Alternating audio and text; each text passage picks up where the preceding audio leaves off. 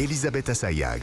La France bouge, si vous nous rejoignez, merci d'être avec nous. La France bouge en direct de la CCI des Vosges. Et oui, nous sommes à Épinal. Il fait 12 degrés, c'est très ensoleillé ici. C'est notre grand tour de France avec les chambres de commerce et d'industrie. Chaque mois, nous nous déplaçons à travers la France pour découvrir les joyaux entrepreneuriaux d'une région. Aujourd'hui, gros plan sur les Vosges. Et ça bouge ici. Notre grand témoin du jour, c'est Jean-Yves Remy. Vous êtes le président du groupe La Belle Montagne, propriétaire aussi de la station de la Bresse. Le plus grand, c'est le plus proche d'ici, l'Épinal, la station de la Bresse? Oui, et Gérardmer, oui, à 50 km, c'est la même distance. Hein. C'est la même distance. Et nous sommes aussi avec Mélanie Glibuzik. Vous êtes la fondateur de MGIB, une start-up basée à Épinal. Retrouvez tout de suite la start-up du jour avec Chronopost, leader de la livraison express. Alors Mélanie, vous avez 29 ans? Tout à fait. Vous êtes une spinalienne, c'est comme ça que l'on nomme les habitants d'Épinal. On va revenir sur votre parcours. Votre histoire commence avec des petits boulots d'été. Vous avez travaillé notamment dans la plasturgie automobile. Exactement.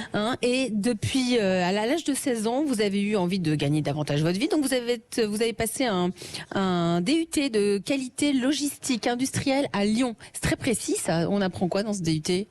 On apprend la logistique interne en entreprise, on apprend l'amélioration continue et on est surtout formaté sur la stratégie industrielle. Formaté ou formé ? Formaté dans le sens, on a été très formaté, toyotisme, organisation de travail et des performances industrielles, donc une certaine méthodologie très rigoureuse, notamment dans l'automobile. Et vous êtes un exemple, Mélanie, de l'alternance, puisque vous avez tout appris en étant alternante. À ce moment-là, quand vous faites vos études, vous travaillez dans les flux logistiques, vous n'avez jamais vraiment quitté cet univers de la logistique, mais pas l'envie de passer non plus votre carrière dans une usine, donc vous retournez à l'université et là vous faites quoi ? Alors je me retrouve à Nancy en licence gestion droit et économie pour avoir une vision plus globale du monde qui nous entoure, donc notamment sur la partie économique et les relations que peuvent avoir les entreprises entre elles, pour ensuite devenir technico-commerciale itinérante. Et tout cela vous a donc permis d'avoir une double casquette, à la fois la casquette technique, la casquette commerciale. Vous travaillez dans des grands groupes, notamment dans l'univers de la salle de bain, vous observez énormément d'espaces, des usines, des entreprises qui sont pas toujours bien agencées, pas toujours bien organisées, trop de place, trop d'énergie gâchée, et c'est comme ça que vous avez l'idée de créer votre entreprise avec cet objectif d'aménager des espaces de travail beaucoup plus performants. MGIB est né en 2018. Le reste, vous allez nous le raconter. Est-ce que vous êtes prête pour le pitch ? Je suis prête. Allez, on vous écoute, c'est à vous. L'entreprise MGIB est une entreprise qui optimise le foncier des bâtiments industriels, bâtiments mixtes, bâtiments d'activité. Mais nous innovons surtout par l'usage, c'est-à-dire la manière dont nous allons utiliser le foncier. MGIB, c'est une démarche qui va plus loin que la simple optimisation des mètres carrés. Elle consiste à remettre en question l'idée même de la propriété immobilière, en cherchant à limiter l'impact environnemental des locaux professionnels. Pour y parvenir, il est nécessaire de réfléchir à la réflexion en termes d'organisation de travail, la manière dont on utilise les locaux de manière plus responsable. Initialement, ayant une vision plus globale du monde industriel, nous avons eu la capacité de mélanger l'organisation de travail type toyotisme avec le métier de l'aménagement d'intérieur et également la vision plus globale d'un écosystème nommé le K-Alpha, qui est un incubateur de start-up et qui nous a permis de voir les choses de manière plus grande. Merci, c'est fini.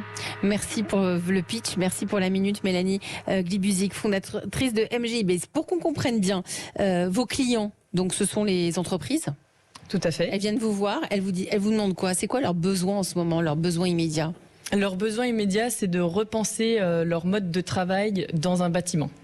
Pourquoi ? Ils sont c'est trop ancien, il y a trop de perdition d'énergie, trop d'espace.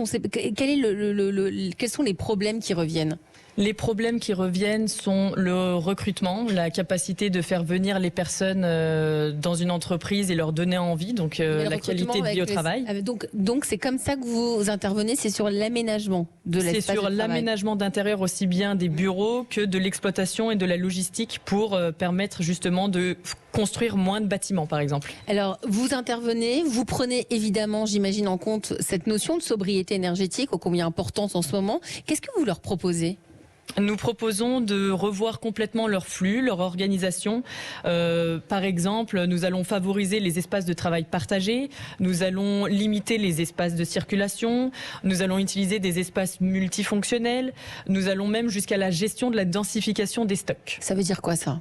Alors, la gestion de la densification des stocks, c'est une combinaison entre une stratégie technologique qui nous permet de simuler les flux, de voir la volumétrie des marchandises entrant et sortant. Donc ça veut dire quoi ? Par exemple, je gère des stocks, de papier, de cahiers. Qu'est-ce que vous leur proposez ? On va revoir leurs usages pour créer une compacité dans le bâtiment en termes de volumétrie, travailler plus en hauteur, réussir à optimiser la surface exploitée au niveau du sol. Et comment ils réagissent quand vous leur faites toutes ces propositions ? Vous leur changez toute leur façon de travailler ? Ça doit être, il y a tout cet accompagnement au changement. Exactement. On se retrouve dans une situation de prise de conscience qu'aujourd'hui, nous ne pouvons plus consommer le foncier comme nous le consommions il y a encore quelques années en arrière, de par la problématique de la loi climat, le zéro artificialisation des sols d'ici à 2050, qui favorise une meilleure gestion organisationnelle en termes de consommation du foncier des entreprises. Donc par exemple, vous avez un client qui se lance dans le e-commerce, il va avoir besoin d'un bureau, d'espace, l'espace aussi pour préparer les commandes. Tout ça, c'est vous. Complètement. Toute la réflexion menée par vous. Vous avez combien de collaborateurs ? Aujourd'hui, nous sommes une quinzaine de collaborateurs, des personnes spécialisées dans la supply chain, donc la chaîne d'approvisionnement, la logistique interne. Nous allons avoir des spécialistes en design par l'usage, avec des solutions technologiques 3D qui permettent derrière de pouvoir simuler l'environnement en 3D, le montrer aux clients, travailler sur une maquette en co-construction avec eux. C'est des programmes qui peuvent durer 6 à 8 mois en termes d'accompagnement au changement, parce que derrière, il y a des réels impacts de vision, de réflexion, même au niveau d'autres collaborateurs dans leurs entreprises. Et donc vous imaginez ensemble le meilleur aménagement possible. C'est quoi travailler dans les Vosges, travailler à Épinal ? C'est une qualité de vie incroyable. Ça a été un choix. Oui, c'est un choix. Vous auriez pu partir, vous n'avez même pas 30 ans. Alors, de base, je viens de la région Rhône-Alpes et on a décidé de venir s'installer dans les Vosges pour le cadre de vie, pour la nature, pour l'économie, pour le dynamisme qu'apportent les différents acteurs politiques et économiques du territoire, notamment l'incubateur de start-up, notamment la CCI. Alors, ce fameux incubateur de start-up, Alpha, qui vous a accompagné ?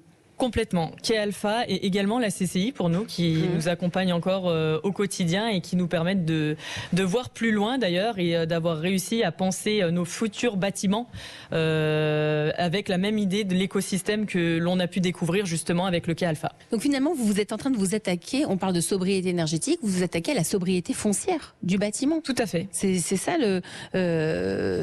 que vous recherchez aujourd'hui. Vous êtes 15 collaborateurs, vous allez recruter ? Nous sommes en cours de recrutement sur des architectes d'intérieur, sur des programmateurs. C'est important de le préciser.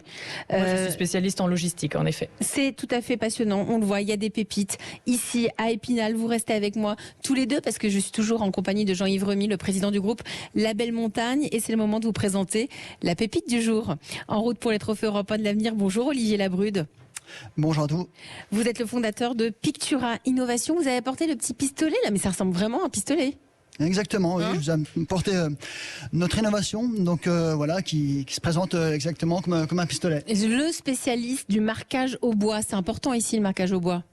Oui, parce qu'on on est la troisième région au niveau national. Le plus boisé, évidemment. Allez, vous restez avec nous, vous aussi vous allez pitcher. À tout de suite. C'était la start-up du jour avec Chronopost. Chronopost, le leader de la livraison express et partenaire des start-up et PME françaises. Rendez-vous sur chronopost.fr. Europe 13h28 sur Europe 1, la France bouge. À suivre, un outil de marquage forestier sans projection de gaz. Et oui, il remplace les aérosols. Il paraît qu'il est bon pour la santé et il préserve les professionnels qui travaillent en forêt. Ça s'appelle Pictura Innovation. C'est la pépite du jour et son fondateur, Olivier Labrude, attend les conseils de Nathalie Carré de la CCI.